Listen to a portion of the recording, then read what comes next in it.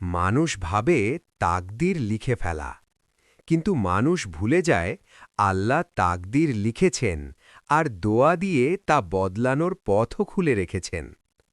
আজকের গল্পটা আর 10টা গল্পের মতো না। এটা কোনো রাজা বাদশার গল্প না।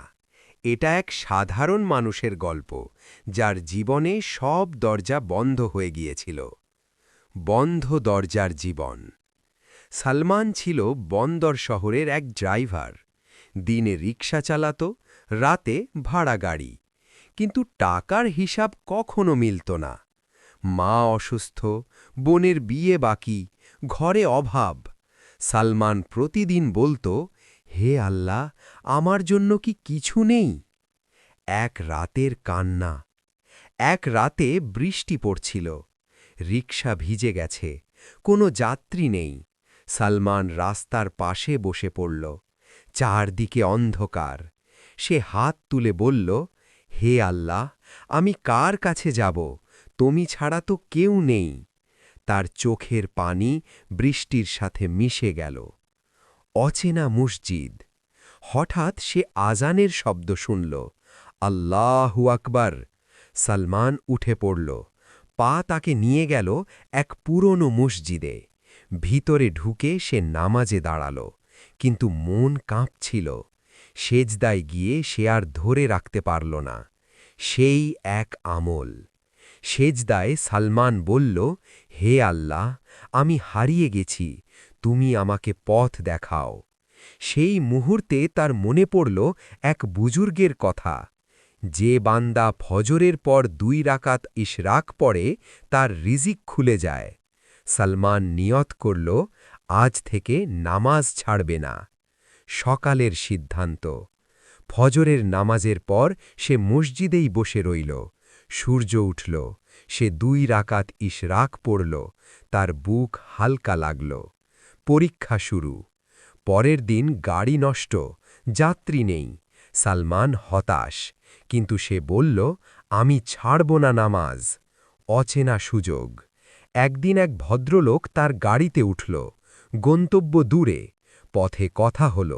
ভদ্রলোক বললেন, তুমি সৎ মনে হয়। শেষে তিনি বললেন, আমার কোম্পানিতে ড্রাইভার দরকার, চাও কাজ করবে? সালমান অবাক। সে বলল, হ্যাঁ। পরের সপ্তাহে সে চাকরি পেল। মাস শেষে বেতন ভালো। মা হাসল। সালমান ভাবল, এইটা কি কাকতালীয়? না ভাই, এইটা আল্লাহর ব্যবস্থা। পুরনো শয়তান। পুরনো বন্ধুরা এলো, বলল, আগের মতো চলো। সালমান থামল। তার মনে পড়ল সেই বৃষ্টির রাত। সে বলল, না ভাই, আমি নতুন মানুষ। আমরা দেখেছি সালমান ছিল এক সাধারণ ড্রাইভার। অভাব, দুশ্চিন্তা আর ভাঙা স্বপ্ন নিয়ে বেঁচেছিল। এক বৃষ্টি ভেজা রাতে আল্লাহর দিকে ফিরে এসে শুরু করেছিল এক নতুন আমল, নামাজ, দোয়া আর ইশরাক। কিন্তু ভাই, তকদির বদলাতে গেলে পরীক্ষা আসবেই। বড় বিপদ। চাকরি পাওয়ার 2 মাস পরই এক দুর্ঘটনা হল। গাড়ি স্লিপ করল। একজন হালকা আহত। কোম্পানি মামলা করল। সালমানের চাকরি গেল। এক মুহূর্তে সব শেষ। সালমান রাতে ঘরে বসে বলল, হে আল্লাহ, আমি তো ঠিক পথে ছিলাম, তবু কেন? তার চোখ ভিজে গেল। ভাঙা দোয়া। সেই রাতে সালমান নামাজে দাঁড়াল। সে বলল, হে আল্লাহ, আমি দরজা খুলতে বলেছিলাম, তুমি কেন আবার বন্ধ করছ? তার গলা কেঁপে উঠছিল। কিন্তু সেজদায় গিয়ে হঠাৎ তার মনে পড়ল, আল্লাহ যা করেন ভালোর জন্যই করেন। সে কান্না থামিয়ে বলল, আমি মানি, তুমি যা করছ ভালোই করছ। ধৈর্যের সকাল। পরদিন সে আবার ফজরে উঠল। মন ভারী, তবু মসজিদে গেল। ইশরাক পড়ল। তারপর মসজিদের আঙিনায় বসে থাকল। হঠাৎ এক বৃদ্ধ এলেন। বুজুর্গের কথা। বৃদ্ধ বললেন, বাবা, চেহারা দেখে মনে হচ্ছে বোঝা ভারী। সালমান সব বলল। বৃদ্ধ হেসে বললেন, তুমি জানো কোন আমল তকদির বদলে দেয়? সালমান চুপ। বৃদ্ধ বললেন, ধৈর্য আর দোয়া। যে বিপদে ভেঙে পড়ে না, তার জন্য আল্লাহ নতুন রাস্তা খুলে দেন। নতুন শুরু। সালমান সিদ্ধান্ত নিল, সে আর বসে থাকবে না। ছোট একটা ভ্যান ভাড়া নিল, নিজেই মাল ডেলিভারি শুরু করল। দিনে কম আয়, কিন্তু মন শান্ত। আল্লাহর গোপন পরিকল্পনা। একদিন সে এক বড় দোকানে মাল পৌঁছাতে গেল। মালিক কথা বললেন। মালিক বললেন, তুমি বিশ্বাসী ছেলে। কয়েকদিন পর মালিক ফোন দিলেন। অচেনা কল। মালিক বললেন, সালমান, আমার কোম্পানিতে লজিস্টিক ম্যানেজার দরকার, চাও কাজ করবে? সালমানের চোখ বড় হয়ে গেল। সে ভাবল, আমি তো ড্রাইভার। মালিক বললেন, বিশ্বাস থাকলেই শেখানো যায়। বদলে যাওয়া তাকদীর। সালমান চাকরি পেল, বেতন আগের চেয়ে বেশি। মায়ের ওষুধ ঠিক হল, বোনের বিয়ের তারিখ পড়ল, ঘরে আবার আলো ফিরল। সেজদার কান্না।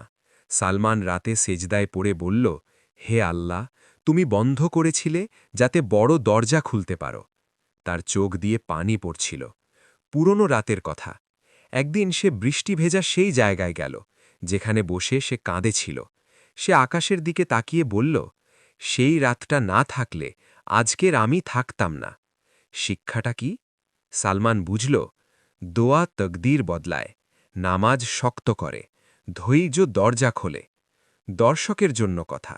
ভাই, আপনি হয়তো সালমানের মতো, কাজ নেই, মন ভাঙা, দোয়া করছেন, কিন্তু মনে হচ্ছে কিছুই হচ্ছে না।